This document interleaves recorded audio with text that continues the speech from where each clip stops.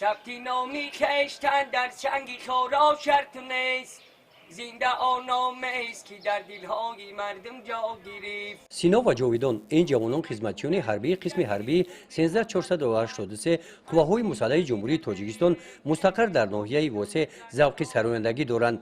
سینا خدمت وطن را به انجام رسانیده بعد یک چند روز به خانه به ناحیه شمس‌الدین شاهین برمیگردد. جاویدان باشد نواسکر است. این لحظه از واخوری آنها با والدان می باشند. با مقصد بلند برداشتن روحیه سربازان با اقدام مقامات اجرایی حاکمیت دولتی ناحیه واسه این والدان به این قسم حربی با عیادت سربازان آمدند. بعد ختم دانشگاه با خدمت وطن مادر حاضر شدم. میخواهم خدمت وطن مادر را سربلندانه ادا نمایم، چون در دوران استقلالیت و خودشناسی ملی قرار داریم. ما نسل جوان را میباید خدمت به وطن مادر را در مد اول گذاشته اولین درجه خدمت به وطن مادر را قرض شهروندی خود دانسته ادا نماییم.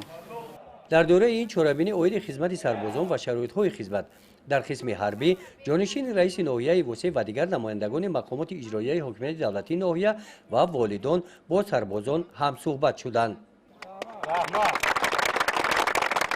برای والیدگی خاطر سربازان در این روز برای آنها چهاربینی فرهنگی دایر کرده شد.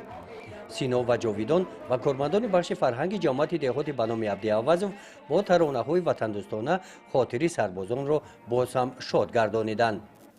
نصف روزی آن روز از نام مقامات اجرایی حاکمیت دولتی ناحیه برای سربازان دسترخوان آراسته گردیده طعام نصف روزی ایدانه پیشنهاد کرده شد. طبق نقشه چهاربینی‌های مقامات اجرایی حاکمیت دولتی ناحیه واسه همین گونه چهاربینی‌ها هر ماه دایر کرده می‌شوند.